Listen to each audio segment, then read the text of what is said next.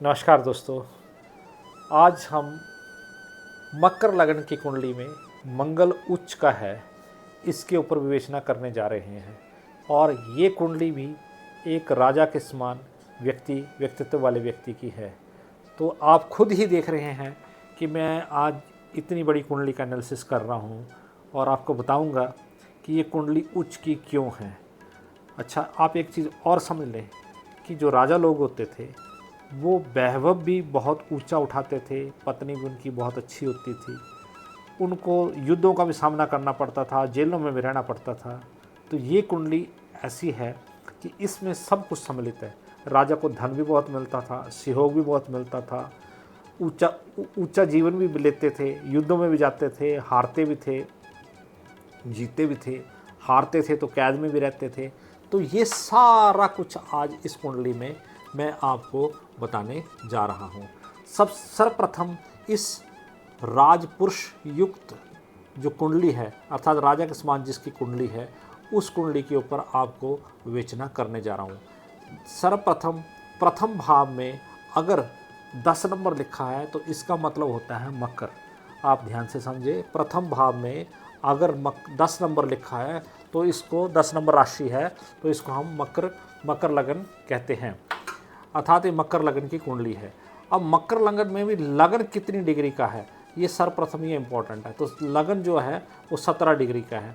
6 degree तक बचपन होता है, 6 से लेकर के 24 डिग्री तक जो है वो जवानी होती है, और 24 डिग्री से लेकर 30 डिग्री के बीच में ये जो है वो बुढ़ापे का होता है। तो ये लगन जो है वो उच्च का ही लगन बहुत उच्च का लगन है। अब हम इस चीज़ के ऊपर गहन विवेचना करते हैं कि इस लगन में कौन कौन से ग्रह जो हैं। ये देखो, लगन में ही सारे ग्रह विराजमान हो गए हैं। आपको मैं एक और एग्जांपल देता हूँ। जैसे हमारा ये कोरोना काल आया था, तो कोरोना काल के बीच में जब ग्रहण हुआ था 26 दिसंबर के आसपास, तो तो एक अच्छे ज्योतिष वक्ता जी ने ये कहा था कि बहुत ज़्यादा महामारी फैलेगी, अर्थात बहुत सारे लोग मारे जाएंगे। तो ज्योतिष एक सत्य कथन है। तो इसी हिसाब से, जैसे उस टाइम एक ही घर में ग्रह विराजमान थे, अर्थात एक ही लगन में ग्रह विराजमान थे, तो आज भी ये जिस जातक की कुंडली देखने जा रहा हूँ उसी प्रकार से जब ये जातक उत्पन्न हुआ तो इसकी कुंडली में एक ही जगह ग्रह विराजमान है। तो ये लगन तो उच्च का है। अब लगन में जो सूर्य बैठा हुआ है, अर्थात शनि के घर में सूर्य बैठा हुआ है, तो वो उच्च का नहीं है, वो नीच का है। अब केतु जो बैठा हुआ है ये भी सम है। अब बुध जो बैठा हुआ है ये नीच का है। इसका बुध जो है वो भी उच्च का नहीं है, मतलब मित्र भी नहीं है, अति मित्र भी नहीं है, परंतु सम के करीब करीब है। और मंगल जो बैठा हुआ है 10 नंबर में, मंगल जो होता है वो उच्च का होता है, अर्थात मकर राशि में जो मंगल होता है वो उच्च का होता है, और 22 डिग्री का मंगल है। तो ये जातक बहुत ही उच्च मंगल में पैदा हुआ जातक है। अब मैं आपको एक चीज़ और बताना चाहता हूँ कि इस जातक का जो कर्म रहेगा या कुछ भी कर्म रहेगा या सोच रहेगी, वो हमेशा भूमि संबंधी रहेगी, अर्थात इसको मैं पृथ्वी पुत्र भी कह सकता हूँ। इस जातक की कुंडली से ये विवेचना होती है कि इसको पुराने जन्म में माँ भवानी का बहुत बड़ा आशीर्वाद प्राप्त था, अर्थात ये कोई भक्त रहा होगा या माँ भवानी का या माता शेरावाली माता का कोई भक्त रहा होगा, इसने बहुत ज़्यादा पूजा तपस्या की होगी, तो मंगल इसको इतना उच्च में विराजमान जो है वो उच्च में विराजमान जो है मंगल मिला है। तो ये तो इस कुंडली की बहुत बड़ी विशेषता है, अर्थात ये वरदान है इस कुंडली के लिए। तो अब मैं एक चीज़ और कहना चाहूँगा इस जातक को कि इसने अपनी कुंडली में मंगल के तत्व को ही बढ़ाना है, अर्थात मंगल के तत्व को ही ये जातक जो है वो बढ़ाए, और इस मंगल के तत्व को बढ़ाए। मंगल का तत्व कैसे बढ़ सकता है कि अगर इसके घर में, जातक के घर में नंगन ज़मीन है, तो ये नंगन ज़मीन के ऊपर अर्थात लॉन के ऊपर जो है वो नंगे पाँव चले। और दूसरा ये है कि जब इसको फ्री टाइम हो, फुर्सत में हो, तो ये नंगी ज़मीन पे अर्थात लॉन में जा कर के बैठे, तो इससे उसका मन शांत होगा और इसको बहुत ज़्यादा एनर्जी मिलेगी। जैसे एक बच्चा अपनी माँ की गोद में बैठ कर के बहुत सारा स्नेह प्राप्त करता है, बहुत सारी एनर्जी प्राप्त करता है, खुश हो जाता है। आपने देखा होगा कि एक रोते हुए बच्चे को अगर माँ की गोद में दे दे तो वो चुप हो जाता है। उसके सारे दुख दर्द मिट जाते हैं। तो यही इस जातक के लगन का फल है। अगर ये जातक भूमि में जाके बैठे, भूमि संबंधी काम करे, तो इसके दुख दरिद्र सारे मिट सकते हैं। ये जातक बहुत बड़ा भूमि का कार्य जो है वो करता होगा, और ये जातक बहुत बड़ा भूमि का कार्य करता होगा। बहुत सारे शत्रुओं को भी बहुत सारे शत्रुओं का भी दहन कर सकता है। इसमें इतनी शक्ति है, अर्थात इसमें रक्त बल जो है वो बहुत ज़्यादा है। तो ये थी इस कुंडली के इन ग्रहों की विवेचना, इस कुंडली के इन ग्रहों की विवेचना। अब हम आते हैं दूसरे भाव के ऊपर। दूसरा भाव धन का, दूसरा भाव जो है, दूसरे भाव में धन का और अपने पुराने पूर्वजों का और वाणी का घर माना जाता है। धन का, वाणी का और पूर्वजों का घर माना जाता है। तो इस घर का जो मालिक है वो, ये घर का मालिक इस 10वें घर का और इस घर का मैं पहले बताना आपको भूल गया, 10 नंबर का और 11 नंबर का मालिक शनि यहाँ पे 9वें भाव में विराजमान है। अर्थात 9वें भाव में विराजमान केंद्र का मालिक त्रिकोण में, या त्रिकोण का मालिक केंद्र में जब विराजमान होता है तो कुंडली उच्च की मानी जाती है। तो लगन जो है वो इस जातक का उच्च का ही है। परंतु ऐसे जातकों को जब लगन में शनि हो और शनि त्रिकोण में विराजमान हो जाए तो लाइफ में बहुत सारे कष्ट आते हैं। मैंने आपको पहले बता दिया कि राजा के समान उच्च अनुभव तो होता है, परंतु जितना ज़्यादा उच्च अनुभव होगा उतना गिरने का भी खतरा होता है। तो ये लोग गिरते भी बहुत बड़े तरीके से हैं, और इनको भय भी ये रहता है क्योंकि शनि जो है यहाँ पे, एक गुरु भी यहाँ पे अच्छा नहीं है और शनि भी यहाँ पे अच्छा नहीं माना जाता है। परंतु जब इसमें इस भाव में बैठ गया तो फल तो अच्छा ही देगा। गुरु जो कन्या राशि में नीच का है। अब दूसरे ये भाव में आते हैं कि इसका स्वामी इधर विराजमान हो गया। तो इस जातक को जो इसका मालिक, इसकी सोच और इसका लाभ दोनों शनि से रिलेटेड है। अर्थात ये जातक जो है भूमि संबंधी, क्योंकि मंगल उच्च है, भूमि संबंधी का क्रय विक्रय, भवनों का क्रय विक्रय और क्रय विक्रय, मल्टीप्लेक्सेस का क्रय विक्रय, अर्थात ये इसके पास, जातक के पास, अब मैं क्या बताऊं, हिमाचल में तो लैंड सीलिंग है, परंतु इसके पास लैंड सीलिंग से भी ज़्यादा भूमि हो सकती है। आप समझ सकते हो कि कितनी भूमि हो सकती है। अच्छी भूमि का ये जातक जो है मालिक होगा। इसके पास कॉम्प्लेक्सेस भी होंगे, जैसे आजकल मल्टी स्टोरी बिल्डिंग बन रही है या फ्लैट्स बन रहे हैं, तो ये लड़का फ्लैट्स का मालिक भी होगा और ख़ुद फ्लैट्स बना सकता है, क्योंकि इस स्थान का और लाभ स्थान का मालिक जो है वो भाग्य स्थान में विराजमान हो चुका है। और भाग्य स्थान में भी शनि जो है वो 16.11 डिग्री का है। तो रेता, सैंड, क्रशर, इन चीज़ों से बहुत ज़्यादा इसको फल प्राप्त होगा। और मंगल का एक चीज़ और भी है कि ऐसे जातक जो होते हैं, 10 नंबर में मंगल हो, या तो पायलट होते हैं, या फिर बड़ी बड़ी गाड़ियाँ चलाने वाले होते हैं, या बड़ी बड़ी गाड़ियाँ चलाने वाले होते हैं, या तो हवाई जहाज़ चलाने वाले होते हैं। तो मेरे को तो ये लगता है कि ये जातक हवाई जहाज़ चलाने वाला तो नहीं, पर बड़ी बड़ी गाड़ियों का स्वामी हो सकता है। मंगल के कारण बड़ी बड़ी गाड़ियों का स्वामी हो सकता है। अब इस भाव पे आते हैं, ये भाव है पराक्रम का। पराक्रम का गुरु जो है वो, पराक्रम का भाव जो है 12, मतलब पराक्रम का भाव तीसरा, पराक्रम बहन भाई, और इसका भाव 12 मतलब है बृहस्पति की राशि, मीन राशि का जो गुरु है वो ये इस भाव में विराजमान है। अब ये मत समझना कि एक घर रिक्त है तो कोई फल नहीं देंगे। इनके कोई ना कोई स्वामी तो हैं। इनका स्वामी का मतलब आपको मैं एक और समझाना चाहता हूँ कि घर रिक्त भी हो तो आपको क्या लगता है कि कोई फल नहीं देगा। रिक्त घर भी जो है उसका स्वामी होता है। जैसे आजकल एग्जांपल के तौर पे आप लोगों के 2 फ्लैट हैं, एक फ्लैट का आपने खुद रखा हुआ है, या एक घर को आपने खुद रखा हुआ है, एक फ्लैट आपने चंडीगढ़ में लिया हुआ है, तो उसका जो स्वामी है, वो फ्लैट का स्वामी जो है वो चंडीगढ़ में आप हैं, परंतु आपने उसको किराए पे दिया है, परंतु स्वामित्व तो आपका है ना, उस फ्लैट के ऊपर स्वामित्व तो आपका है।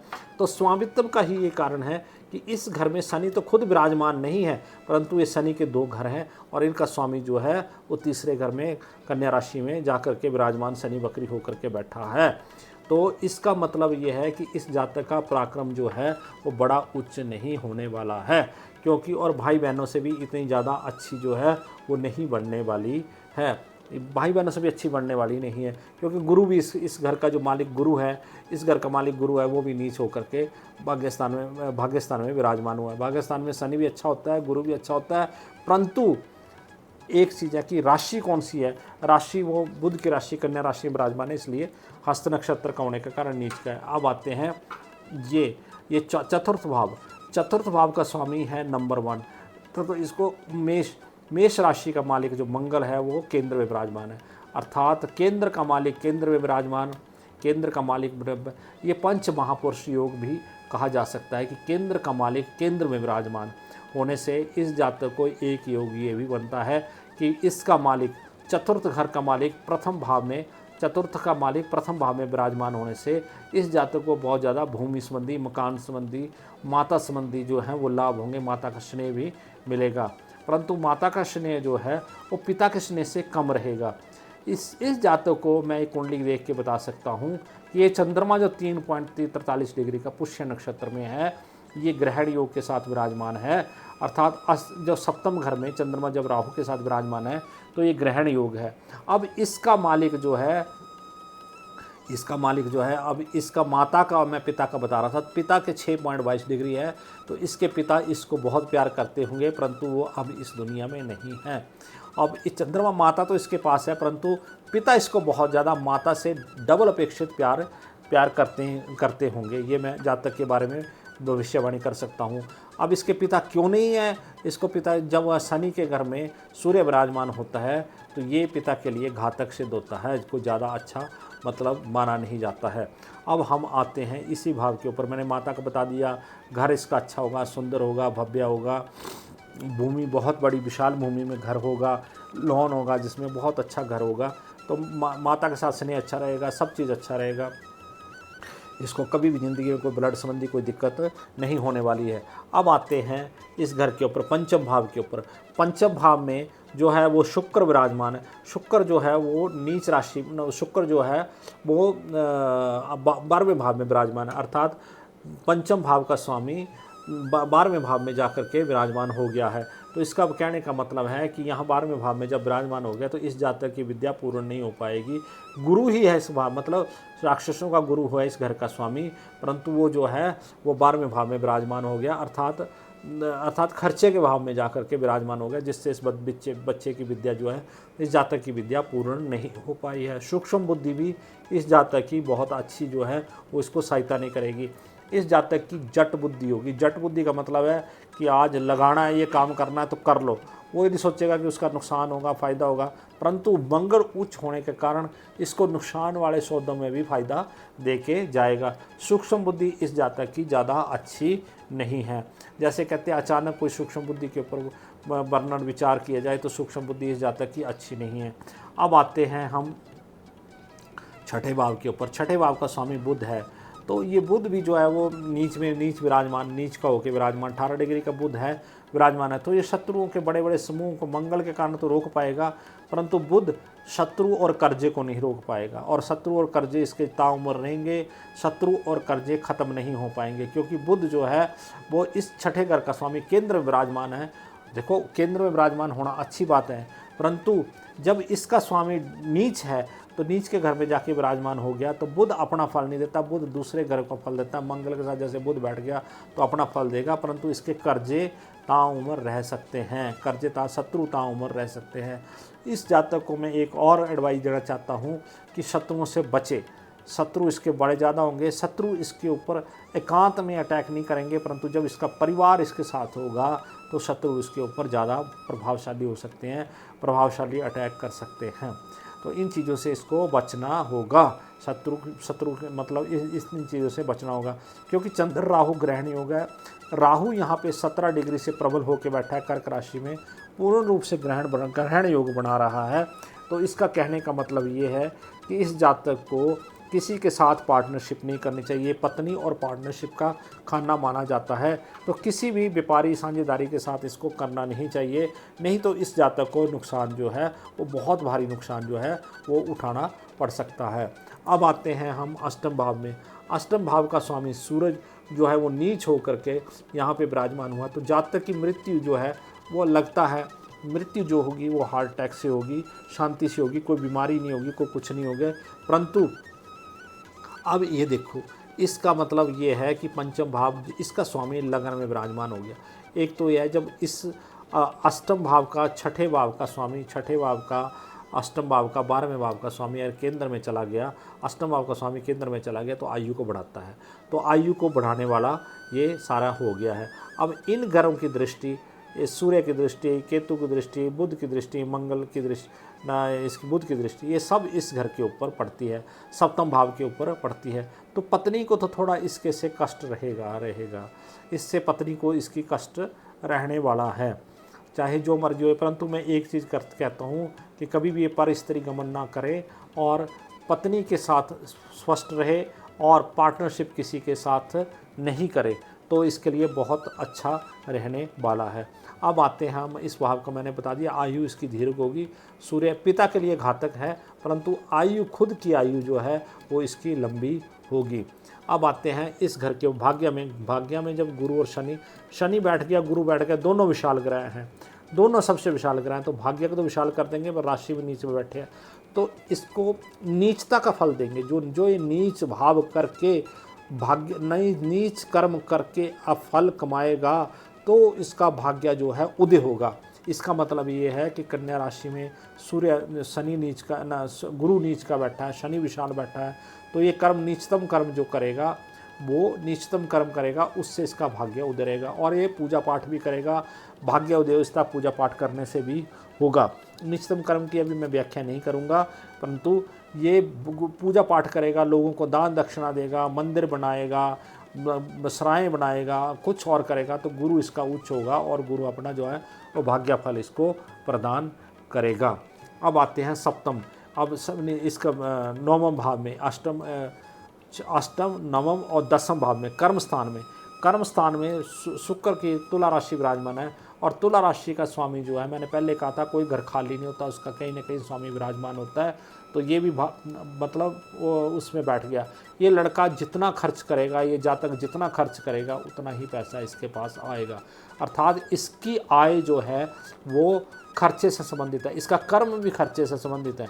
ये जितना ज़्यादा खर्चा करेगा उतना पैसा इसके पास आने की संभावना है, क्योंकि इसमें शुक्र अच्छी डिग्री में विराजमान है।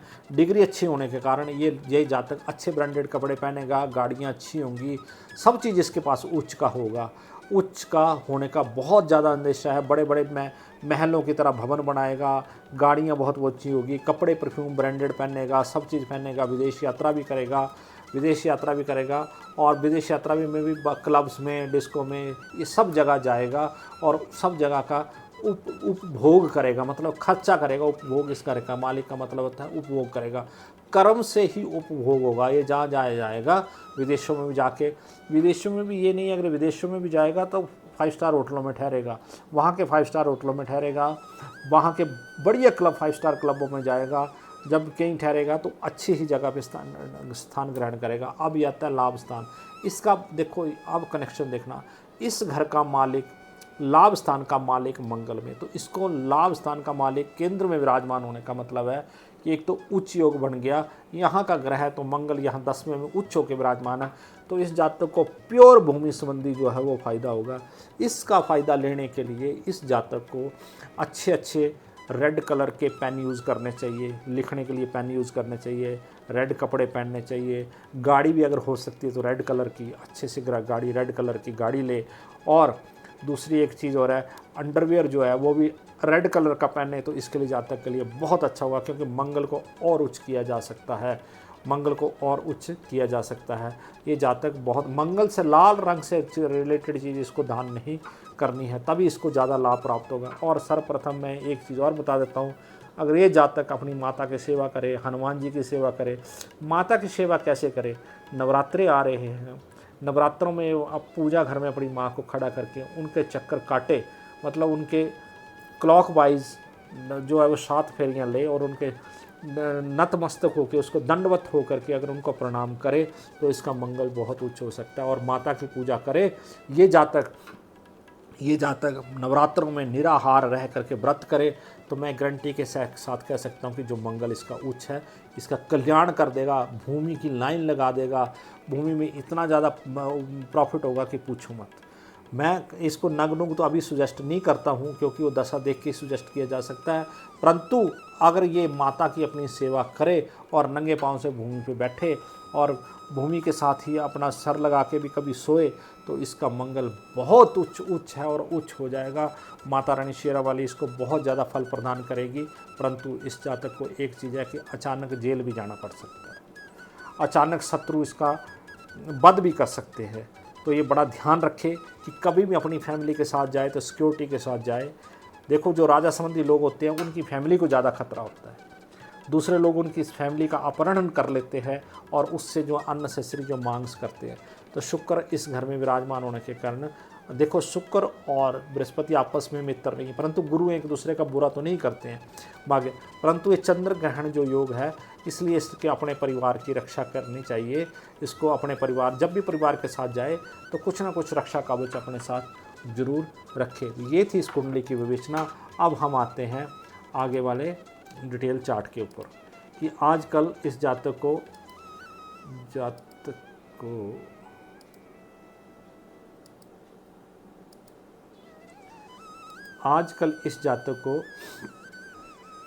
एक मिनट,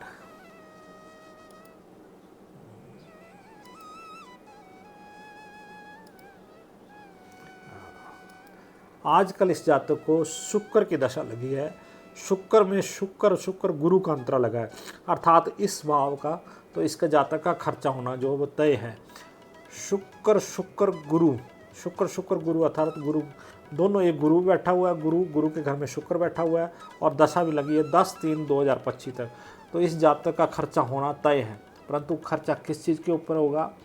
ब्रांडेड कपड़ों के ऊपर, अपने खाने पीने के ऊपर, अपनी लग्जरी गाड़ी के ऊपर, जहाँ मर्जी से पैसे आए। परंतु ये जातक जो है बहुत बड़ी गाड़ी भी खरीदेगा, बहुत बड़े कपड़े भी खरीदेगा और अलंकार आभूषण भी खरीदेगा, अर्थात जो चीज़ें, बड़े बड़े परफ्यूम भी खरीदेगा, बहुत अच्छे अपने सुंदर शरीर से सजाने से रिलेटेड सब चीज़ें खरीदेगा, उसका उपयोग करेगा। उन चीज़ों के ऊपर 10/3/2025 तक इस जातक का बहुत बड़ा खर्चा होने वाला है। बाकी इसको अभी तक शुक्र की दशा लगी हुई है। शुक्र की दशा के बाद, ये शुक्र की दशा जो है इस जातक को, जो शुक्र की दशा सबसे लंबी होती है, शनि और शुक्र की दशा सबसे लंबी होती है। शुक्र की दशा जो है इस जातक को लगेगी 43 तक। तब 43 तक इस जातक के खर्चे ही खर्चे होंगे, चाहे अपने ऊपर हों, भूमि पे हों, जिस चीज़ पे हों, बिल्डिंगों के ऊपर हों। परंतु ये जातक थोड़ा सा जेल जाने से ज़रूर बचे, क्योंकि थोड़ा राहु भी बहुत उच्च का है। तो इसके उपाय जब ये जातक मुझसे आकर के मिले और मैं इसको उपाय बताऊंगा कि इन तरीक़ों से, वैसे जनरल उपाय तो मैंने इसकी माँ की सेवा करने का बता दिया है, परंतु कोई स्पेशल उपाय होते हैं वो मिलके ही बताए जा सकते हैं। अब उसके बाद इसको सूर्य की दशा लगेगी। अब ये देखिए, इसको शुक्र की दशा चंद्रमा की ओर में है, तो शुक्र की दशा चंद्रमा की ओर में बहुत अच्छी जाएगी। और सूरज की दशा भी आने वाले 10 सालों में, अर्थात 53 तक, ये 53 तक 2053 तक इसकी दशा जो है वो बहुत अच्छी रहने वाली है। इसका मान सम्मान भी बढ़ेगा, शुक्र की दशा में वैभव कर प्राप्त करेगा और आगे आने वाले टाइम में ये जातक जो है मान सम्मान प्राप्त करेगा। अर्थात 49 तक ये जातक जो है वो बड़ा उच्च मान सम्मान के साथ जिएगा, मान सम्मान के साथ जिएगा। 49। उसके बाद इसकी चंद्रमा की दशा आने वाली है। चंद्रमा, शुक्र के तो शनि की चंद्रमा भी अपनी होरा में है, तो चंद्रमा की दशा भी बहुत अच्छी रहेगी। परंतु इससे पहले जो इसकी केतु की दशा थी वो अच्छी नहीं थी। जब राहु और केतु इकट्ठे हुए होंगे तो इस जातक को राहु की दृष्टि केतु पे, केतु की दृष्टि राहु पे, जब ये राहु, मैं आपको डेट बता सकता हूँ। ये देखिए, अब आपको एक चीज़ मैं बताता हूँ।